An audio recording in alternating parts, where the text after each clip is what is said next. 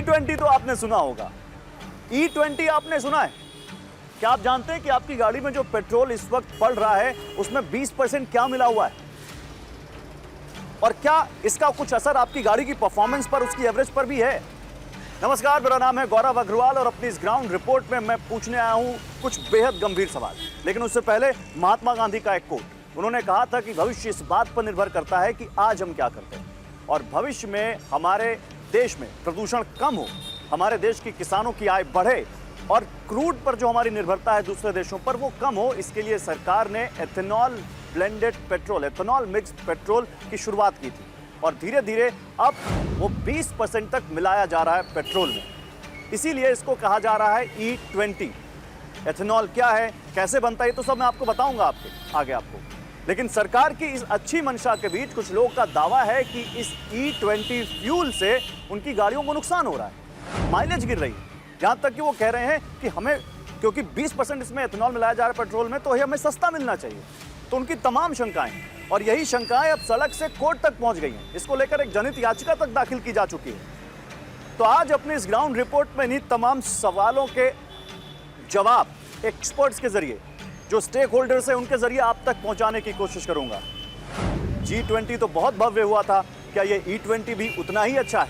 आइए जानते हैं अपनी इस ग्राउंड रिपोर्ट में। तो आखिर ये E20 है क्या? E मतलब एथेनॉल और 20 मतलब 20%। अब हमारे देश में पेट्रोल पंपों पर जो हमें पेट्रोल मिल रहा है उसमें 20% एथेनॉल मिलाया जा रहा है और 80% उसमें दूसरी चीजें जैसे पेट्रोल और दूसरे केमिकल। एथेनॉल क्या है ये समझिए आप। एथेनॉल एक बायोफ्यूल है, जैविक ईंधन है और वो प्राकृतिक स्रोतों से बनता है जो हमारे किसानों को फायदा देगा। जो गन्ना किसान है, जो दूसरी मेज के फार्मर्स हैं, उनको कैसे, क्योंकि वो गन्ने से एथेनॉल बनाया जाएगा या फिर मेज से बनाया जाएगा और इससे किसानों को उनकी फसल का जो बाय प्रोडक्ट है उसका भी दाम मिलेगा। तो ये सरकार का मकसद है। दिक्कत कहां आती है?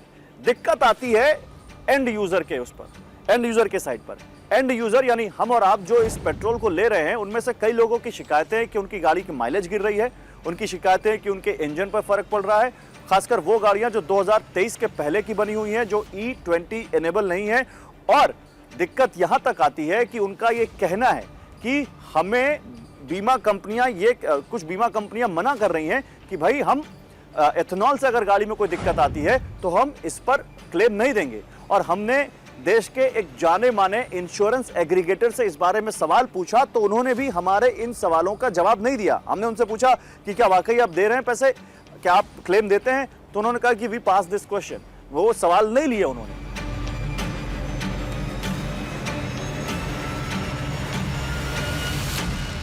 देश की राजधानी नई दिल्ली में है, जहां पर सरकार बैठती है, जहां पर पॉलिसी बनती है और जहां पर पॉलिसी बनी है एथेनॉल मिक्स्ड पेट्रोल की, E20 फ्यूल की। वहीं बिल्कुल नजदीक एक पेट्रोल पंप है जिस पर हम बात करते हैं। हमारे साथ एक शख्स हैं। सर, क्या नाम हुआ आपका? संजय। क्या करते हैं संजय जी आप? बेसिकली हम इंजीनियरिंग कंसल्टेंट हैं और हमारा फार्म है मेघालय में। अच्छा।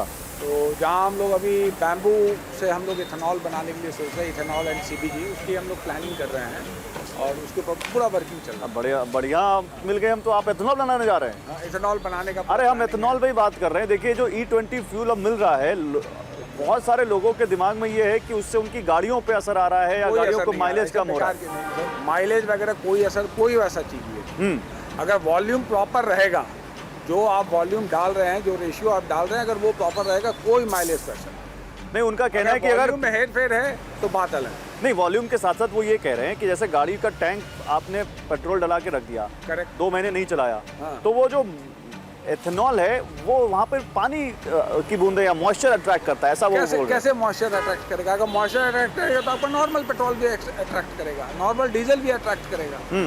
भाई आप, ऐसा है ना, उन सभी चीज़ों को छोड़ दीजिए। एक किसी भी जो केमिकल इंजीनियर हैं या केमिस्ट्री से जिनका संबंध है, आप उनसे बातचीत करिए, दोनों का फॉर्मूला देखिए, दोनों सिमिलर चीज़ है, कहीं कोई अंतर नहीं। हम जो है ये बोल रहे हैं कि इथेनॉल 20% नहीं 30% होना चाहिए, 40% होना चाहिए। 30 का लक्ष्य है उनका 2030 तक। हाँ, तो ठीक है ना, 40% करें। हमारी डिपेंडेंसी जो है किसी भी दूसरे कंट्री के ऊपर कम होगी। और अब हमारे साथ वो हैं जो एक बाइकर भी हैं, जो ऑटोमोबाइल एक्सपर्ट भी हैं और जो कह सकते हैं कि एक आम आदमी की आवाज़ भी है।